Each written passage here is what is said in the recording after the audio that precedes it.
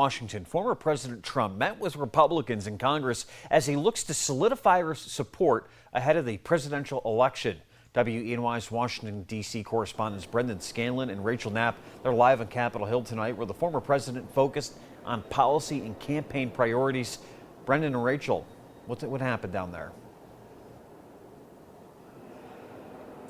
Hey there, Nick. Good evening. That's right. The former president focused on campaign priorities and policies during those meetings today.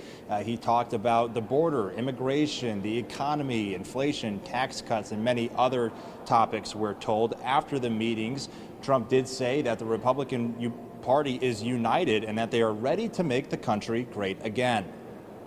Now, a few dozen supporters of the former president and, of course, a couple protesters were outside these meetings today. Trump met with House Republicans around 9:30 this morning and then with Senate Republicans in the afternoon, a little after 12:30. House Republicans were energized coming out of the meeting earlier this morning. A few of our local members say that they're very eager for a fresh start here in Washington, D.C. next year. At the end of the day, what he said is he wants all of us to win and ultimately to grow the majority. We've seen what's happened to this country, and it's just important to know that we are on the same. We're all fighting to make it more affordable for Americans and secure the border. And for the people I represent, it's what they want us to do. Everybody in the room knows that Joe Biden's policies and the person himself is just a disaster, and that's what they know in Pennsylvania as well. And Trump's just speaking clearly, very specific about what the policy plans are. And it's about strengthening America, strengthening our economy, strengthening our national security, strengthening us on the world stage. And Nick, that Senate GOP meeting this afternoon was a really important one. There are still many mixed feelings among Senate Republicans.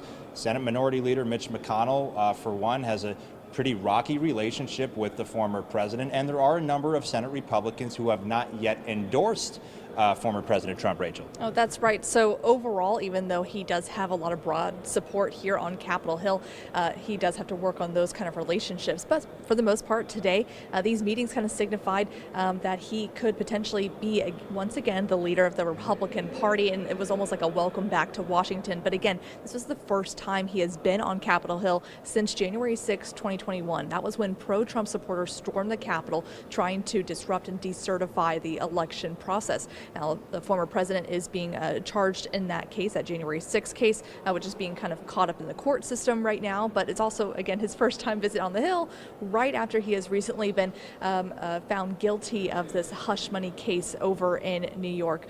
When we spoke to congressional members about this, they said that Trump did not really touch too much on his legal problems in these meetings. So he didn't mention his convictions or his other cases that he spoke about the weapons. You know the talking points that he would cover. Spoke about the weaponization of the criminal justice system. And listen, I live in New York. I've sadly seen one-party rule take advantage all too often.